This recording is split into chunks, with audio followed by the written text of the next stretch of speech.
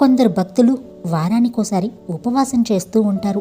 మరికొందరు పర్వదినాల్లో ఏమీ తినకుండా భగవన్నామ స్మరణలోనే తరిస్తుంటారు.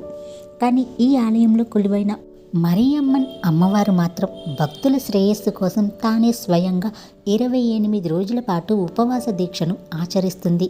అనారోగ్యాలను నయం చేసే శక్తి స్వరూపునిగా, కోరిన కోర్కెలను తీర్చే కల్పవల్లిగా పూజలందుకుంటున్న ఈ అమ్మవారిని దర్శించుకుంటే సకల శుభాలు కలుగుతాయని ఓ నమ్మకం. సమయపురం మరియమ్మన్ సన్నిధి తిరుచిరాపల్లి సమీపంలో ఉన్న మహిమాన్విత క్షేత్రం.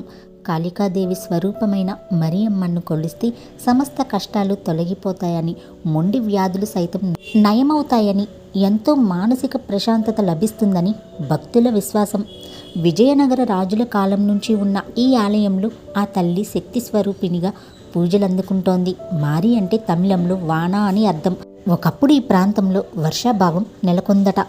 తీవ్ర కరువు కాటకాలు సంభవించాయట. ఆ సమయంలో అమ్మవారు తన కటాక్షంతో సమృద్ధిగా వర్షాలు కురిపించిందట. ఆ కృతజ్ఞతతోనే స్థానికులు మహాదేవిని మరియమ్మన్గా పిలవడం మొదలుపెట్టారని అంటారు. ఒకప్పుడు మరియమ్మన్ విగ్రహం శ్రీరంగ క్షేత్రంలో ఉండేదట. ఆ మూర్తిని గ్రామదేవతగా పరిగణించిన అర్చకుడు చిన్న చూపుతో ఆలయం బయట పెట్టించాడట. దీంతో ఆ దారిని పోయే ఓ భక్తుడు విగ్రహాన్ని తీసుకుని వెళ్ళి ప్రస్తుతం ఆలయం ఉన్న చోట ప్రతిష్ఠించాడట. కొన్నాళ్లకు ఆ ప్రాంతాన్ని పాలిస్తున్న విజయనగర రాజుల్లో ఒకరైన విజయరాయ చక్రవర్తి యుద్ధానికి వెళ్తూ అక్కడ ఆగాడట. నీ అనుగ్రహంతో పోరులో కనుక గెలిస్తే గొప్ప ఆలయాన్ని నిర్మిస్తాను తల్లి అని మొక్కుకున్నారు. అమ్మవారి కటాక్షంతో మహారాజు విజయం వరించింది. అనుకున్నట్టే సువిశాలమైన ఆలయాన్ని నిర్మించాడు. మరో కథనం ప్రకారం కృష్ణుడు దేవకికి జన్మిస్తే మాయాదేవి యశోదకు పుట్టింది. ఈ శిశువులిద్దరిని అటు ఇటు మార్చడంతో కంసుడు మాయాదేవిని మగబిడ్డగా భావించి సంహరించేందుకు ప్రయత్నించాడు. అప్పుడు ఆ శిశువు కంసుని చేతిలోంచి ఆకాశంలోకి ఎగిరి ధనుర్బాణాలు, శంకుచక్రాలు, కత్తి, పాశం, శూలం దాల్చి జగన్మాతగా దర్శనం ఇచ్చింది. ఆ అమ్మవారే మరియమ్మన్గా అవతరించిందని ప్రతీతి.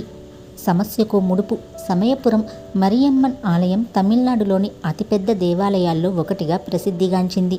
తూర్పు వైపున 7 అంతస్తుల రాజగోపురం, స్వాగతం పలికే పశ్చిమాన 5, ఉత్తర దక్షిణాల్లో 3 అంతస్తుల్లో నిర్మించిన గోపురాలు.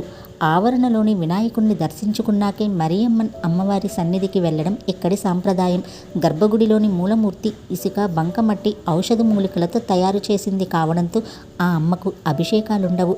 ఉత్సవమూర్తికి ఆ సేవలన్నీ నిర్వహిస్తారు. అమ్మవారి దర్శనం తర్వాత బయటకు వచ్చే భక్తులు కరుప్పన్నస్వామిగా పిలిచే పరమేశ్వరుణ్ణి, ఇతర దేవతలను తిలకించి తరిస్తారు. కొందరు భక్తులు తమ పొలాల్లో పండే తొలి పంట